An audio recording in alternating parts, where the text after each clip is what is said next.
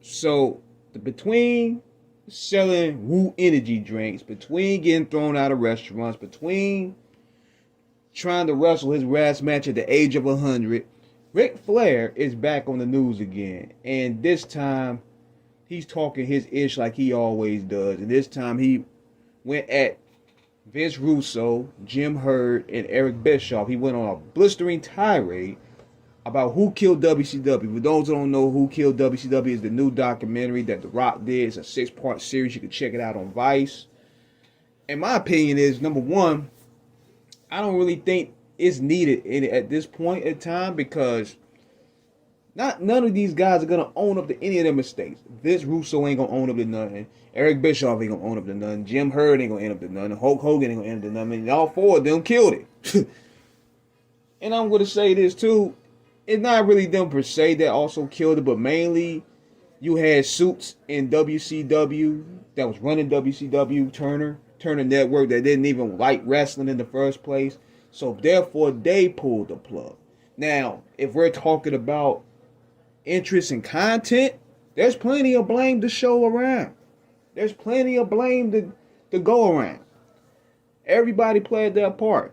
And let's not forget, even with Flair. Flair played a role. Yeah, people don't know that. Ric Flair played a role. He got Cactus Jack up out of there. He got Steve Austin out of there. Because what happened, I'm going to go there with this. I remember watching the Horseman documentary. I think it was the Horseman documentary. No, it was the Brian Pillman documentary in 2006, 2007. And Dusty Rhodes said that some of these old timers did not want to see Stunning Steve Austin and Brian Pillman take the main event slot. And I started thinking, who was running the main event slot at that time? Ric Flair was. Ric Flair was just coming back from WWF. And he got in the program with with Stunning Steve Austin at the time and Brian Pillman. And after that program, they didn't go nowhere from there. So I was thinking Ric Flair played a role in that. And then Eric Bischoff fired him. But that's another story. So he goes on a rant talking about, I try to lay low on this, but let's face it, who killed WCW? It's the three-headed monster. Jim Herd, Eric Bischoff, and Vince Russo. There's no individual wrestler or fraction that caused anyone to kill WCW. It was the people in charge that created dysfunction, animosity, and tried to divide and conquer by lying to everyone and involving themselves in a promotion, which was the ultimate failure. God, I could give you more examples. I am one to live through all three nightmares and to be saved by the WWE.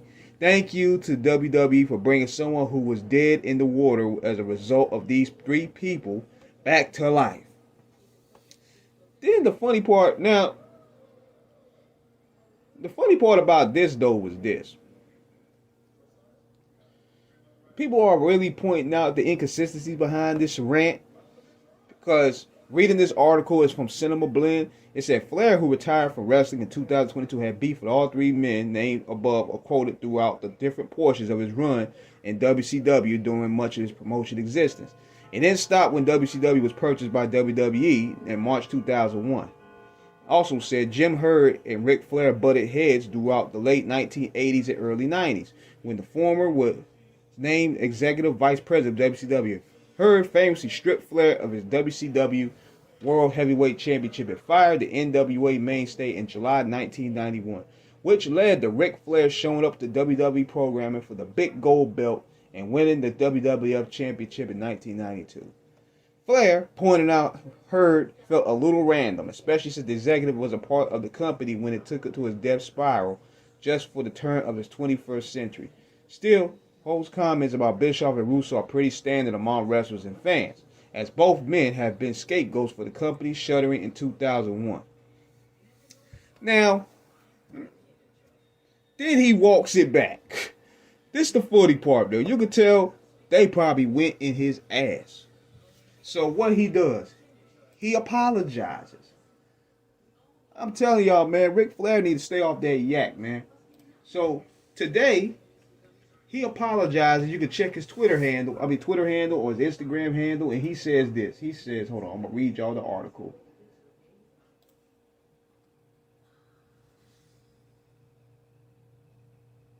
Hold on one second.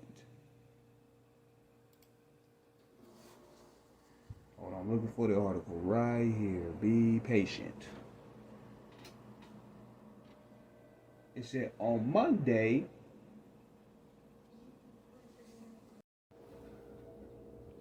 Says on Monday, Ric Flair, Nature Boy, got into a verbal altercation with former WCW writer Vince Russo, Flame Blair Russo, Bischoff, and Jim Herd. Then, the pair went back and forth with Russo subtly suggested Ric Flair was drunk during his rant. He must have taken this to heart as Ric Flair posted an apology on Twitter about his previous comments towards the trio.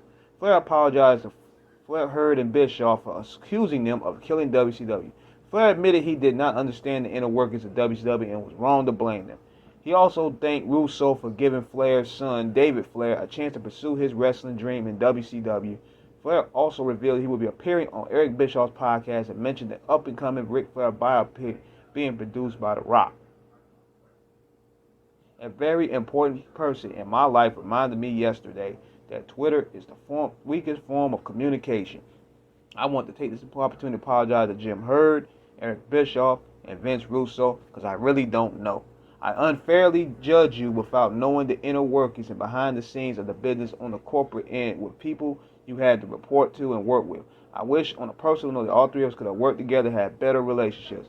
For Vince calling me the GOAT, I appreciate that, and you did help my son pursue his dream in wrestling. I'm going to do the Eric Bischoff podcast, but it won't be to bury anybody. Rick, just sit your ass down, bro. Just sit your ass down, man. At this point, it's embarrassing, man. You looking like a caricature, fam. Like, come on, man. You really destroying your legacy just because you're very insecure about where you stand in life, man.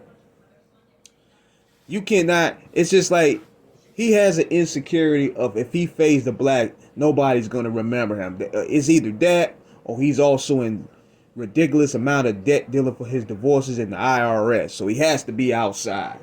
But if you're gonna be outside, man, you're 75 years old, man. You got to carry yourself in a very respectful manner because a lot of people see you as a trendsetter. A lot of people were inspired by you. They inspired by your ring work, the way you talk, the way you walk, even though you got a lot of that from being around a bunch of brothers, but that's another topic at hand. But you 75, 76 years old and you acting like a teenager, man.